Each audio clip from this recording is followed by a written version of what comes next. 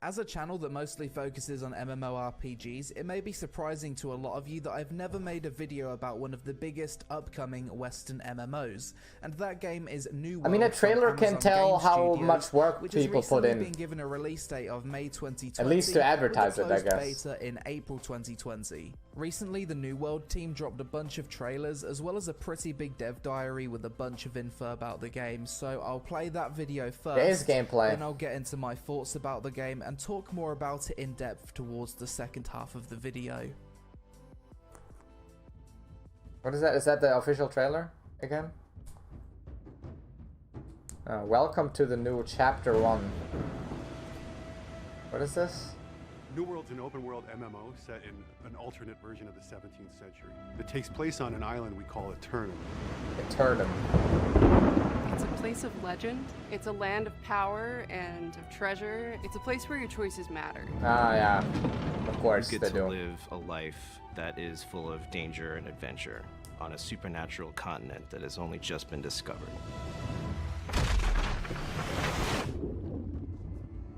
We wanted to build this version of a haunted Eden.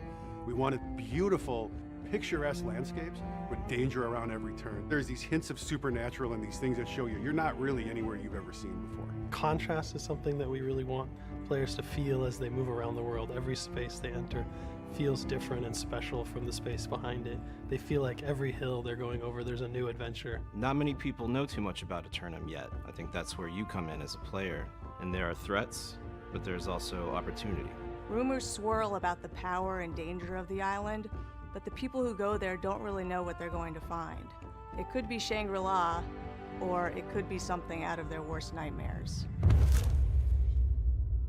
The thing that gives Eternum this power and makes it supernatural and special is there's this mineral that runs below the earth, and it's called Azoth, and it's known to have magical properties. Azoth can amplify things.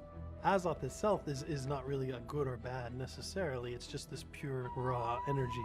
Azoth has power to change things. It makes things more beautiful. And deadly.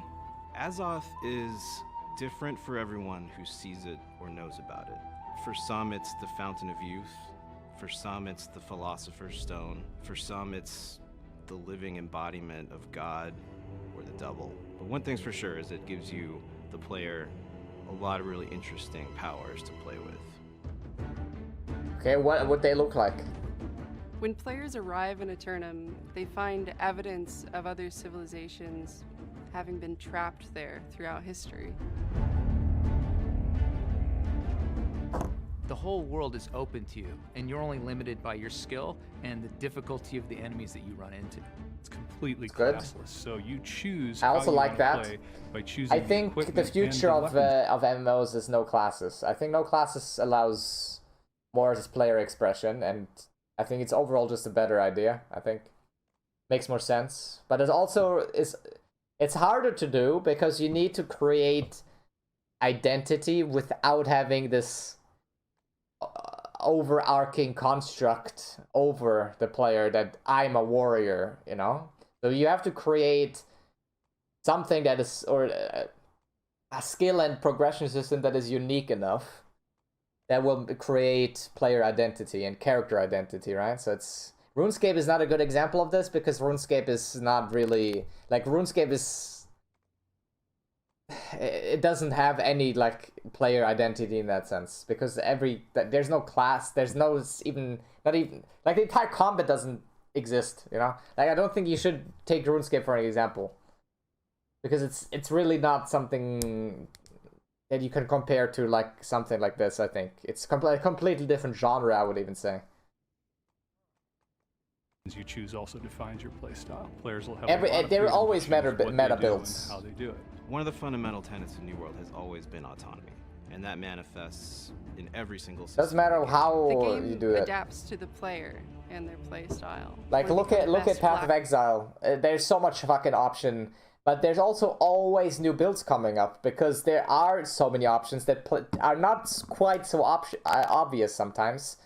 So if you allow the player to have this creative freedom in picking whatever you want and whatever, and having it complex enough that it doesn't just be, oh yeah, this do I take 10% more damage or do I take 10% more life? You know, like it has to be complex for this to work, of course. So it can't just be very easy choices that you have to make that are just situational or just straight up better than the other, of course, right?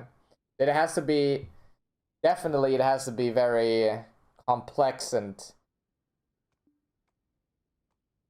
like not new player friendly in that sense. If you wanna make a really good build, you have to understand the game. And that's how PoE works too. Like most people that make these builds in PoE are people that have played the game for like thousands of hours. To even understand the connections between this item and this skill tree point and whatever, you know? Like if you want to make something like that, then it's interesting, I think. It's hard to do though, so I don't know if they manage to do that. Or the best sword fighter. The progression system supports that. They just have to keep doing what they do best. That's good. Technically, if they can pull it off properly, it's very good actually. There's multiple settlements all over the world, and the corruption is always this invasive, aggressive force that's constantly trying to push back, trying to drive players out. The corrupted have massive armies growing in the north, and some of their influences are beginning to trickle down to the south, where players are trying to build their homes. I hate how she talks. A particular idea of how the power of Eternum should be used. The world is going to push back against you in a couple of interesting ways. For one thing, as you grow more powerful and you head deeper into the world, obviously there's going to be resistance to come up and meet you. But one of the most exciting things about the game is that as you and other players begin to form settlements and you begin to push back the things in the woods, they'll come for you. You're gonna find some really interesting battles that have to get fought in order to keep your foothold in this world. I want to see that before, you know, like... So what exactly is New World? New World is an open-world MMORPG with survival elements that's set in the time of 17th century colonization. This game is more of a sandbox MMO with an emphasis on crafting, a player-driven economy, and banding together with other players to claim and capture land and build settlements with the game's conquest system. For fans of PvP, this will play a big part in New World with guild vs guild battles for up to 100 players. However, if that's not your cup of tea, in a recent interview it was said that PvP is now opt-in rather than something that's going to be forced on players. In terms of PvE, the game has... So, you want to create a world full of danger and this corruption creeping up and like people, like it's like a hard place to live, you know? And then you opt in PvP? How about opt in enemy mobs? I just want to explore and pick flowers. Can I opt into not fighting any mobs? Like how... That's so stupid to do these kind of things. Like you remove so much freedom. You remove so much immersion because of these weird ass systems that don't make sense. Like if you're out in the world and there's a player, I should be able to do whatever the fuck I want to that guy. You know? I think it's such a... Like, I don't know.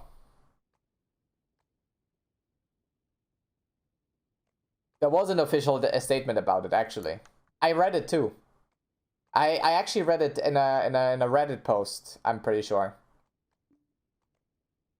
Or was it a Twitter of them? I'm not sure what it was. But that's not a good idea, I think. I think opt-in PvP is... You create a community of pussies. And your game will just be... like, dead. You know, eventually. The majority of people don't want PvP. Like... I'm just a player and they want to create a world. As far as I understand, right? This is not an established world that you're entering if you play this, right? You have to build settlements, you have to like expand your territory with your whatever alliance or guild or whatever to even explore the place. So why put like these artificial systems that don't have like they don't work in a sandbox? It doesn't work in a sandbox. If you want to make an actual game that where, you know, you have the creative freedom to do whatever. You could have, of course, there's no PvP in a town or something. Like, at least that there's a way you can actually chill and not fucking get wrecked by someone. Or, like, there's places where there's not immediate danger at all times, right? But if you go out in the world, there should be, you know, it should be dangerous. As they said, the world should be dangerous. That means also the player should be, right?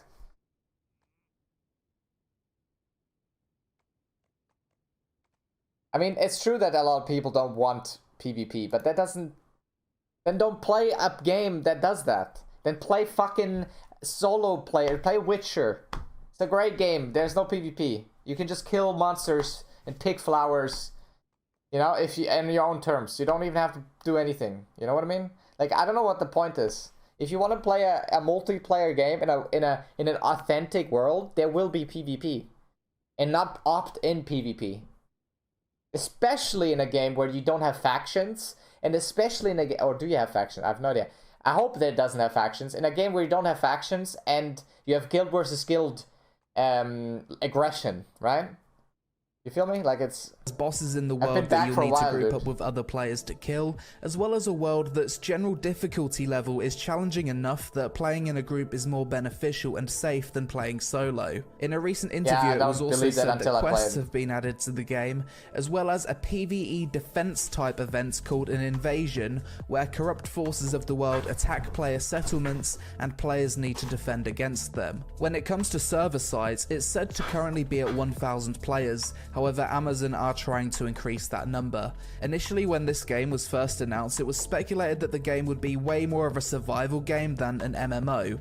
With all the new information that's came out about it recently, now it seems to be way more of an MMORPG than a survival game. When it comes to combat, New World... Do I like anything here? I don't... has what many have described as being a Souls-like combat system, which I find super interesting, as we've never had an MMO that's gone all the way with this type of combat before. So expect timing and skill to play a big role in both PvP and PvE. In terms of story and lore, we're essentially a group of settlers that have sailed to an island. They said they want to tune down the survival shit, right? They said they want to not do that anymore or whatever, and they want to be more MMO-y or whatever. But how does that work if you have to make your own settlements, craft fucking timber, and then build a wall? Isn't that exactly what a survival game is? You know what I mean? Like, how is that not survivable? Isn't that exactly what it is? Looks like Rust. Yeah, and I don't like that at all.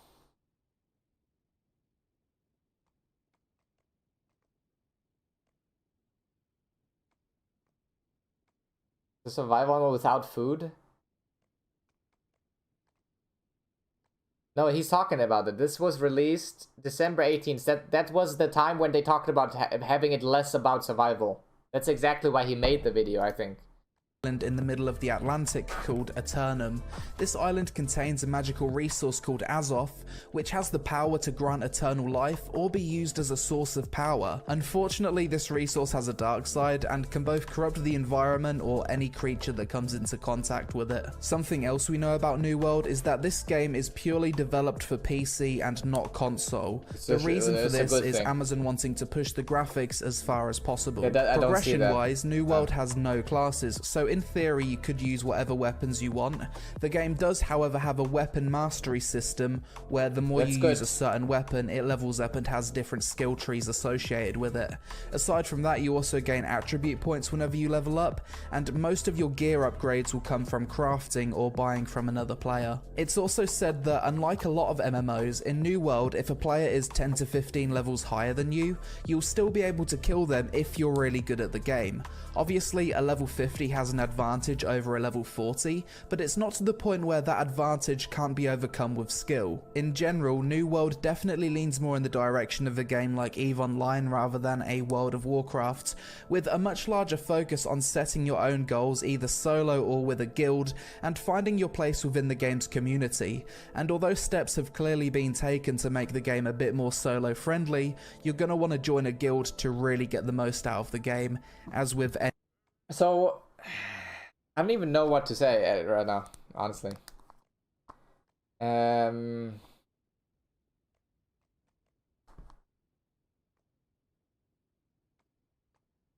don't know if Peon got paid for this video, I'm not sure.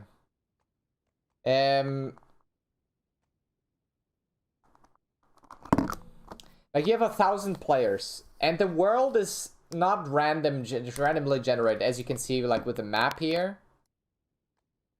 It seems to be like a pre-made world that you have to settle in and explore and shit, which is cool. I think if the game is hard enough, this is kind of cool. Like if you're in Brightwood for like 2 days because you can't progress further because you have to kill this one thing and get that one material, and like it has to have some sort of like you have to grow attached to the world before you leave it again, you know? Nowadays MMOs, you just go to that NPC, to that quest, to next quest, there we go. You don't even remember where you were, what place this is. It doesn't matter because you will never see it again, and it wasn't important, right? And it wasn't challenging or anything.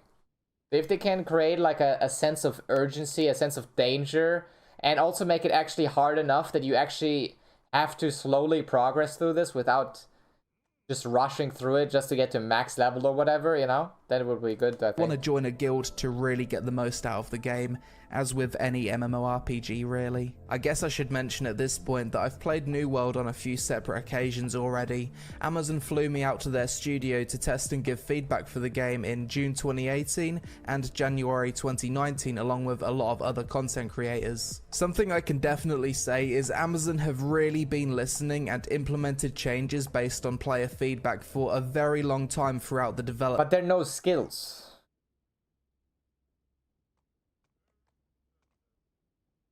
Right? I don't see a skill. Of New World, and it's impressive the lengths they've gone to and massive changes they've made based on that critique. When I first played New World, I really didn't like it and couldn't really see how it had become a good game. The second time I played it, however, I had a lot of fun and could definitely start to see the potential due to all the changes that were made based on feedback. At this point, I really think New World has a good chance of being a really fun MMO, especially for us PvP nuts, and personally I plan on either joining or forming my own PvP guild for the game. I haven't had the chance to play it for a while, but as it's an Amazon game, you can expect to see some kind of Twitch integration, as well as pay to win being super unlikely due to it being buy to play on Steam, as well as it being Amazon Game Studios' first full game release. Overall, I'm actually quite optimistic about New World, and it's going to be interesting to see how popular the game will be, because we haven't really seen a super popular sandbox MMO with a lot of PvP elements in it yet, although if the game can manage to capture the survival game crowd as well as MMO fans, as it seems to be trying to do, I think we could see quite a successful game with a good foundation to build upon with future content. But that's it for this video, guys. Let me know what you think of New World so far in the comments below. Is this a game you're hyped for? Have you had the chance to playtest it yet? And do you think it'll be successful? Let me know in the comments below. Additionally, feel free to follow me on social. Souls-like means it doesn't have skills, technically, yeah. But how do you even have an MMO without skills? Like, what?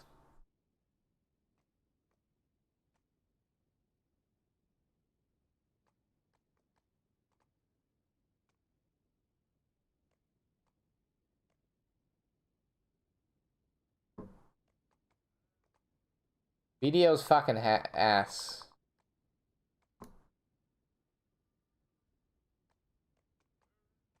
Let's just get that out of the way. You don't have to make a good game. You just have to make good combat, and people in BDO would leave, I think. But there hasn't been a game even close to BDO's combat. That's the biggest point, I think.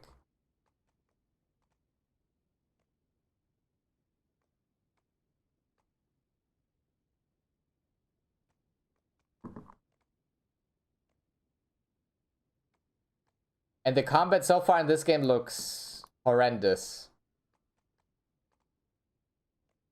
Honestly. You know what? I watched one more video. I wanted to watch this anyway. It's been over a year at this point since I last made a video about Ashes of Creation. Back then it seemed as though things were moving super fast when it came to the game's development, but this year it's clear that somewhere along the line something has happened that's caused a massive delay, and as a result there seems to be a lot of negativity by the MMO community whenever this game is mentioned.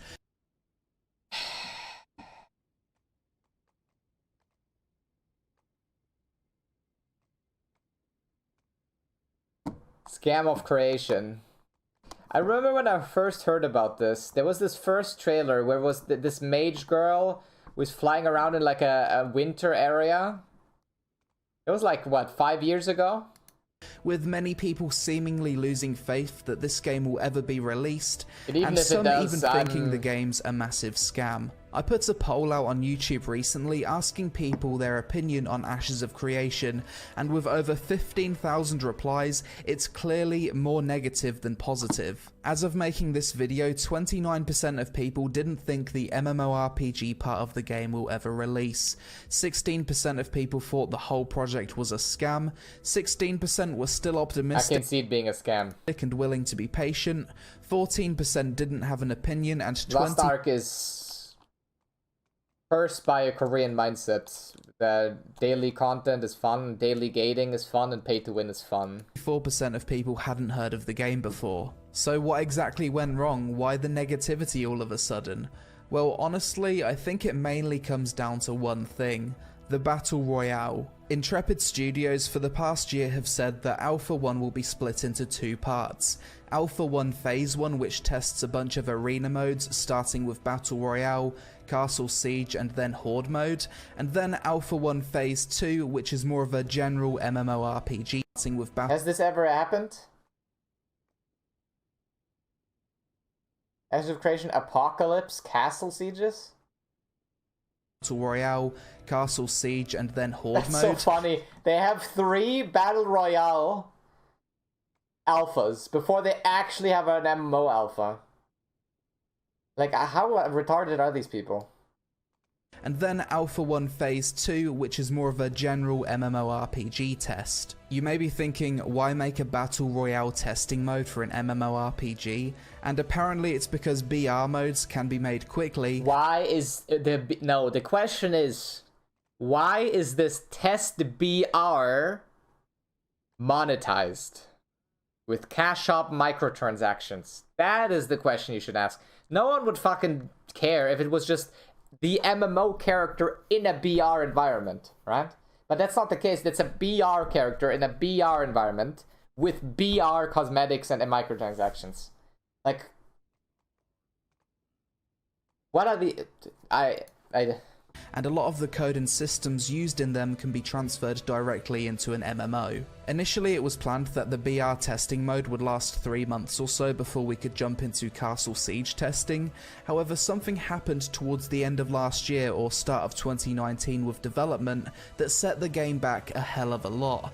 I'm not sure what it was specifically, but Steven mentioned in a recent livestream that one of their fundamental systems in which they were building the game upon needed to be reworked, and as a result everything they built on top of it also needed to be redone. I'm no developer, so I don't understand it too well, but it makes a little bit of sense. On top of that, Intrepid decided to rebrand the arena testing mode into its own separate game, which caused so much confusion in the MMO community, with people now thinking that they abandoned the MMO to make a battle royale. On top of that, they also decided to put this arena testing mode, which is now called Ashes of Creation Apocalypse, on Steam, which further gave people the feeling that this is what the MMORPG Ashes of Creation has become.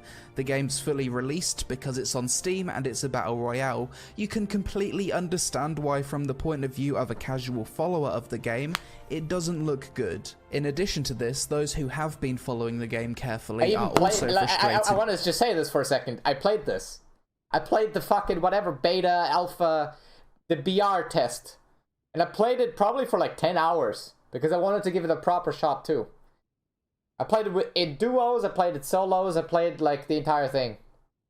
It was so bugged that you could, there was like a, so you had stamina, right? And you could, like, with a right click I think it was, you could lunge yourself.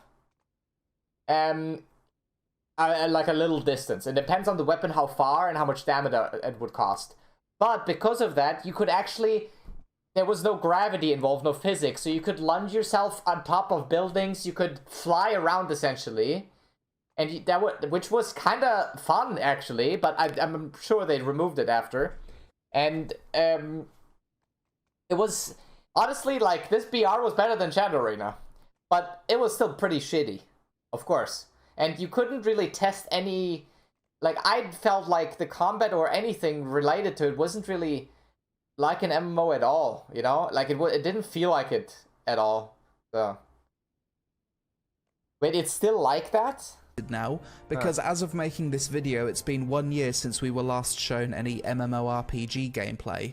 They decided to put a fully fleshed out cash shop into Ashes of Creation Apocalypse when it was supposed to just be for testing, and every quarterly developer update contains more new things for backers to buy than solid progress being shown on the MMORPG. To add further confusion, Intrepid decided to release a trailer for Gamescom 2019, which IGN uploaded to YouTube titled Ashes of Creation Official Gameplay Trailer, and for fuck's sake, this trailer did not give off an MMO vibe at all.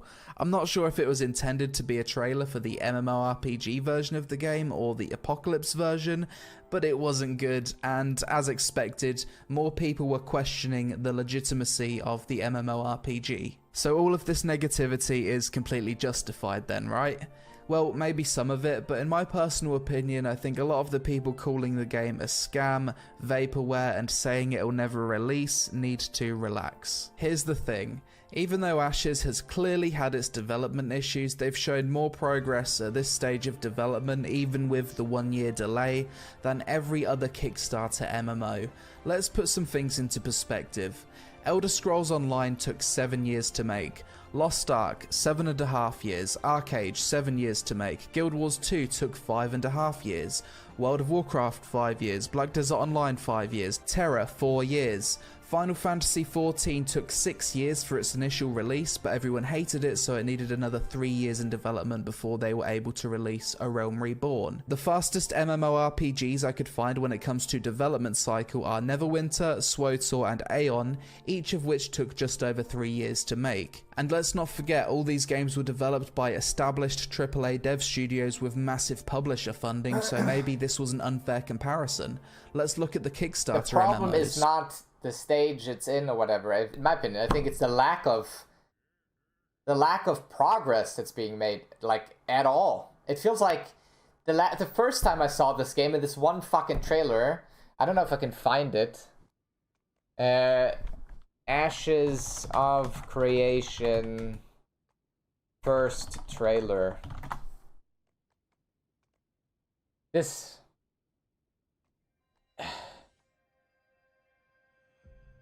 Was it this? I think so.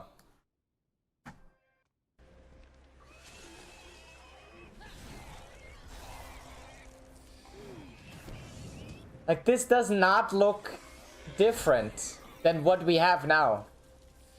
You know what I mean? This looks like the exact same fucking thing. It looks like there's, you know what I mean? Like, I don't see progress being made at all. That's what I think is the problem. It's not that, like, they're sharing that much and they're still very early in development or whatever. It feels like the past, whatever, 2-3 years, it hasn't been anything really that has been improved, and or anything, any results that you can see, anything that makes you like, wow, that's actually pretty cool.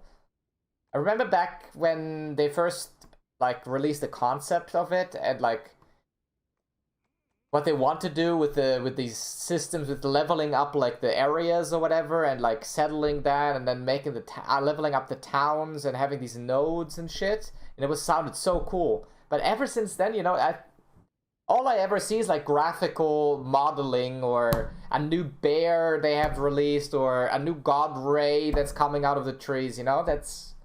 I think that's a problem, honestly. Chronicles of Illyria, kickstarted in 2016, was in development for quite some time before that. Estimated a December 2017 release. Today, there's still no release date or mass testing period in sight. Camelot Unchained started development in 2012, no release date in sight. Crowfall started in 2015. Weird how no one cares about these games, right? Weird. Weird how no one gives a fuck anymore, because no one has the fucking attention span of an elephant and can look at a game from 2000 that was announced in 2012 or whatever and say, oh yeah, I'm still super excited for it. You know? Of course it doesn't work. That's why you need a good base before you like actually properly announce games. Bunch of expected release dates and currently no sign of an official release date. No MMO. Star Citizen started development in 2011, probably won't be released for another 3 to 5 years. And Pantheon Rise of the Fallen started development in 2014 and also no release date in sight. It's also important to consider that a lot of the currently released MMORPGs were first announced several years into development, so the MMO community didn't get to see the years of mistakes. Asher Creation has been in development for more than 3 years. And it still looks like it has been in development for like 1. That's the problem, I think. You know, it doesn't look even close to being like anything I would want. You know, like there's not even one thing about this game I would say, wow, yeah, that's a good part. Like instead, or the combat, it feels good, or the UI. I mean, the UI doesn't really matter; it's just design. But you know what I mean? Like, there's nothing in 3 years of development that I would say, wow, I'm excited, you know? That's the problem. Like, you're just developing weird models and a tree, and like, who cares? I want to see, like, you know, what actual gameplay. I want good gameplay. If I see that, sure, you can take another 2 years. If I see, like, potential, but so far, I don't see it. Like, so far, I have not seen 1 inch of potential in that game, to be honest. Just saying. Iterations and setbacks that these games went through, because at the time nobody knew they existed. With Kickstarter MMOs, this isn't the case. The community is usually with them from day one. This is why it feels like these games are less likely to release compared to an MMO that's been in secret development for many years and announces when it's within a year of launch. In reality, they'll both have similar development times, but the kickstarted ones feel longer and more frustrating due to being exposed for longer and losing their hype over a long period of time. Like, at this point, that's exactly what they're showing all the time. We could actually look at their channel. Creation's been in development for 3 years and in full production for about 2.5 years. You're riding on a compared fucking to camel. most other Kickstarter MMOs, I'd say they do a pretty decent job of communicating and giving updates. There's monthly live streams, trailers, and dev diaries showing how things are made. I get that it's not an in-depth look into MMORPG systems or videos of players leveling up a node and raiding, but it's something. If this wasn't the case and the devs went full radio silence on the community, as we've recently seen with Oath, I'd be super concerned, but this isn't the case. For me, I'm gonna see what happens with Ashes and give them the benefit of the doubt. We should have Castle Siege testing added to Apocalypse sometime soon, and an MMO alpha is expected later in 2020 as well. If another year goes by and there's no progress on combat, no alpha tests or MMO update, then I'll start to worry. I just think people calling the game a scam or vaporware are overreacting a bit. They clearly haven't abandoned development for the MMO if they've got over 100 employees and they've just moved to a new studio to hire more people. Anyone with half a brain cell can tell you that the Battle Royale gravy train has been long gone at this point for new games, and if you're not Fortnite or Apex Legends, there's no point going down that path when it's clear that if they did finish making Ashes of Creation the MMORPG, they'll make a fuckload of money consistently every month with sub fees. I also have to question why people think someone like Steven, who's played MMOs his whole life, would put $30 million of his own money into pretending to make an MMO, but then switch it to a Battle Royale to maybe make a few $1,000s back from the 100 or so people that might play it. Seems like a bad business decision if you ask me. If I had that kind of money to invest into games and my only motivation was money, I wouldn't make a Battle Royale. I would make a bunch of mobile games because the cost to return ratio is way better than PC games. They hardly take any time to make and the market is larger. With all that said, Intrepid have made a lot of mistakes when it comes to marketing and communication, and brought a lot of this confusion and negativity from the MMO community on themselves. I think the Battle Royale mode was a bad idea given how MMO players hate that genre. I think if they did some kind of deathmatch or capture the flag mode for testing instead, they wouldn't get nearly half the amount of negativity they get now. Announcing Apocalypse as a separate game was a bad idea because all it did was confuse the vast majority of people who were casually following development, and if anything they probably lost money from potential backers who thought this looked sketchy. A better approach would have been to make it a separate game after the MMO was launched, to use it as a marketing tool to then drive players to the MMORPG. The initial release schedule of before 2020 was stupidly optimistic. To say that you're going to make the next big MMORPG in 3 years raised expectations to unreasonable levels, but at the same time it's also on the MMO community for thinking they could actually pull this off, and there wouldn't be any delays given what we know about how long it takes to make an MMO. And personally I think adding a cash shop to Apocalypse was in poor taste, and I doubt the money it will make is worth the reputation damage it caused, but at the same time it's possible that Apocalypse being a separate game with a cash shop could have been something that was needed to do to secure a publisher for Eastern markets. That's pure speculation on my part though. Overall I think Ashes of Creation has brought some of the negativity from the community onto themselves, but at the same time I think there's a lot of people who are overreacting and being angry for the sake of being angry. Mentioning the words Ashes of Creation on the MMORPG subreddit is the same as going on Twitter and saying Donald Trump. There's two completely opposite sides arguing with each other and nobody changes their opinion. I don't think there's anyone arguing anymore. I don't see any argument about Ashes of Creation. Everyone's like, yeah, that game's pretty fucking shit. I see very rarely people they're optimistic about it, honestly. Very rarely. Like, if you look at this fucking dude. Okay, let's just go back a little bit, okay? Let's see the first few videos they've made. This is the one trailer that we had. This was the announcement 3 years ago. So this was interesting, right? Where they talked about nodes. They talked about how this game is supposed to work with like this system is what enables illustrations, how things would work. You know, this was interesting. This was cool. This was okay. This makes sense. This was okay. Interesting. Systems are explained and so on, right? Then, slowly but surely, it turned into this. Where does it start? This who the fuck gives a shit about modeling a fucking weapon, like a weapon, or showcasing the fucking bear or whatever? Like all of this is just graphics. When was this? There was this mushroom shit or here.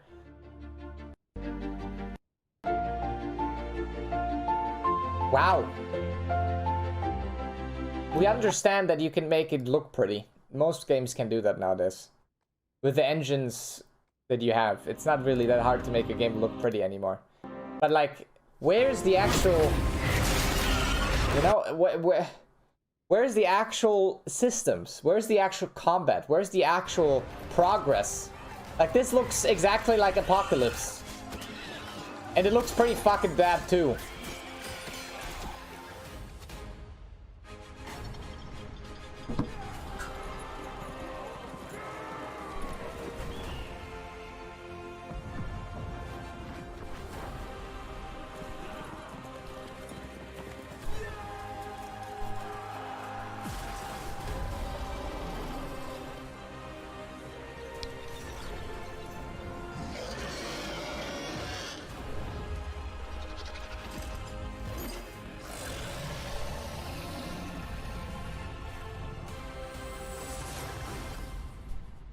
Like, that doesn't excite me, you know? At all. I think it's just a facade. That's why everyone thinks it's sketchy, because all they're showing is the surface, you know? You're not showing any of the systems you want to implement anymore. When did they talk about this? Like, actually, without the Q&A where they just talk about, yeah, we will do that, you know? But like an actual in-depth view into the systems of it. In the game, you know? Maybe they haven't even developed the systems. That's the thing. Like, I would love to see, how do nodes work in action, you know? How does that work? How does the combat work in action? That is actually going into the MMO. How does the skill system work in action, you know? What are your baselines? What are you looking at? What are you thinking about, you know? Not this fucking graphical, what was it that called? The 3D Mark showcase for my PC. That's, I don't need that. Anyone can do that. Like, I don't want to see how you put an ass on a fucking whatever the hell that is, you know? I don't care.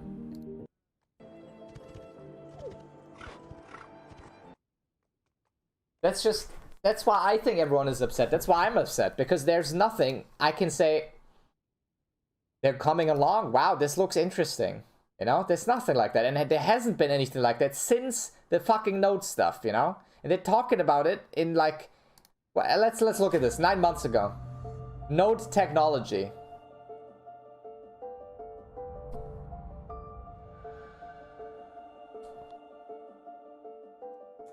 My name is Tad Ehrlich, and I'm a senior environment artist. No, as I said before, we already talked about the development cycle. It has nothing to do with the development cycle. I can promise you, 3 years into Lost Ark, I could have told you, wow, this looks sick. I want to play that. Or three years into BD, I could tell you, wow, this system is really new and really special. Wow, that's cool. Seeing it in action, maybe it can improve, maybe, or something. But there's nothing, mate. There's nothing you can actually experience in action after 3 years that makes any sense. Or is any type of exciting or interesting, or it seems like progression, is what I'm saying. There's nothing, like in 3 years, it seems like they have been gone from level 1 to level 1, you know? That's the point.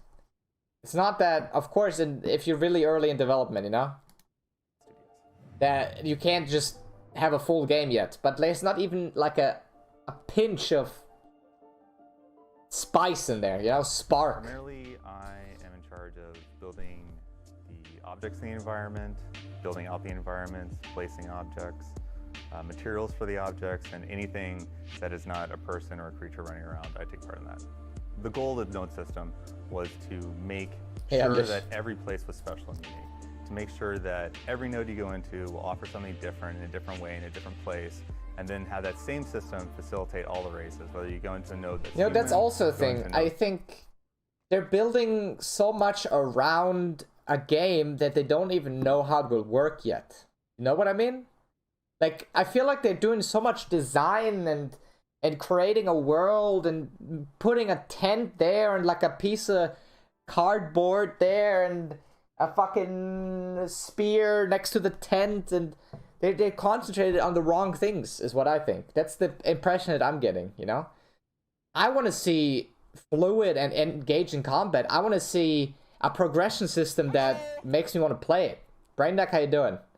I want to see endgame that's interesting. I want to see systems that I haven't seen before. I'm not seeing any of that. I'm just seeing this clusterfuck of design choices that I don't care about. Like, design is cool. I get it. But design doesn't make a game in that sense. Like, visual design is only after the fact, you know, important. After the fundamental systems are good, the visuals are important. But they're not doing, they're doing the exact wrong way around, you know?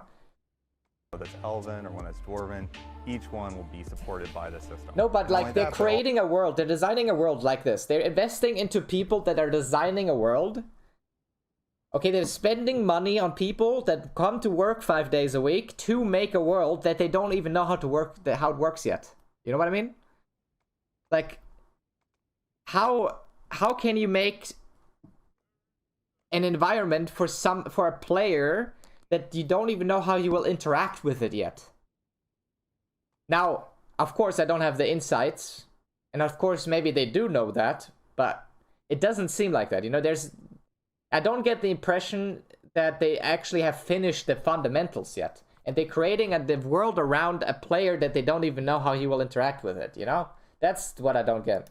Also, it provides procedural randomization. That's a part of everything, like a system. Roads, bridges, all that stuff, it can all be randomized and made different every time you go through this area, and it builds up. when you enter Yeah, into even the a city, animations you're don't look good. Even the fundamental combat doesn't look good. And I played the Apocalypse combat, and it's not good. Aren't you going to playing? notice My that hand is the hurt. buildings, the placement of NPCs, the services that you can access are unique to that particular city. Part of the tool that TAD has been designing really has been to accommodate a procedural method by which each city can have its own identity.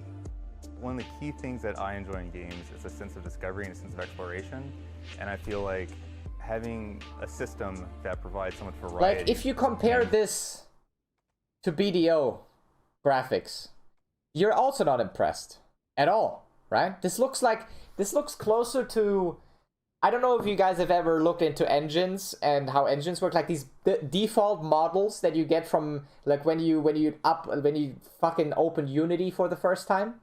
Like these default 3D models that are already in the fucking engine, you know? That it doesn't look, to me, it doesn't look impressive or characteristic or like interesting, you know? It doesn't. It looks like someone just put that there and that's it, you know? It doesn't look, how do you even say that? It doesn't look like it has a personality. These graphics already. Like, I can say Fortnite, I mean, while it's comic-y and shit, it has a personality, kinda. Or Guild Wars, a very good example. Guild Wars graphics were, from the get-go, very artsy and very unique and had a character, you know, to it. But this looks like, as I said, like someone spooled up Unity and put the default models in and said, here you go, you have a fucking MMO. You know? It doesn't strike me at all. And that's the only thing they're showcasing, is the design, right? And that doesn't even strike me. So how can I be optimistic about something that has 0 points of excitement in it, you know? That when I find a new place, it's always going to be special. You know, I'm always finding something new and different, and it isn't just the same cookie cutter. Does it make sense? I don't know. The world. As a player, I've experienced a lot of MMORPGs, and it's interesting. Every one I've experienced has the same type of railroaded structure that you go from quest A to B to C. And it's really, you know, something of my desire that I've had to create a system that would be dynamic in the creation of your world, to kind of mix you know, the civilization building aspect with the RPG element. I just think it goes hand in hand that if we extend He's this such a smooth talker that also makes me into the development of cities, skeptical. That creates really interesting The way he gameplay phrases everything, it seems like he wants to sell something. You know what I mean? Dude, I'm so good at complaining, man. I have a natural talent, I think. And part of what this node tool provides is for each city's character and identity, yeah, like to a be car unique salesman, to the players that develop it. Part of the technology that's being developed here at Intrepid Studios really relates to our desire to create a world that is developed by the players. Like, he doesn't sound like someone that's intrinsic to the process of making something. He sounds like someone that wants to market it. Someone that is on the surface and wants to sell the surface, instead of someone that wants to sell the game. It's, I don't know. And this allows you to see in real time the changes that you're affecting on the world around you, and not just log into the same static game every day. This takes what the community is doing and it presents it in real time to the players so that they can see the effect of their changes.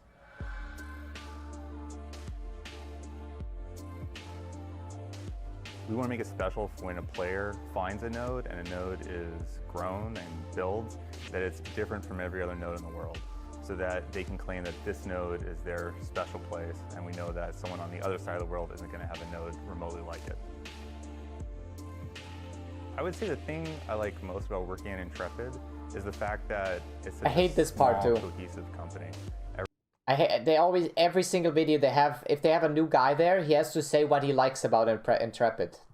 Like, they want to create this positive loop, you know? Like a lot of car salesmen do as well. Like, they ask you, the weather is great today, right? And you're like, yes. And then they ask you, this car looks really good, and you're like, yes. And then, like, very obvious You know, they're creating this positive loop. So you feel like that too. Everyone has to interact with everyone else. There's far fewer layers to get in the way of actual production. It's about making I don't the like that. I product think it's dishonest. and getting it done and making it as good as we can. And I like the simplicity of that. Make the game talk for itself. You know? That's what I would love.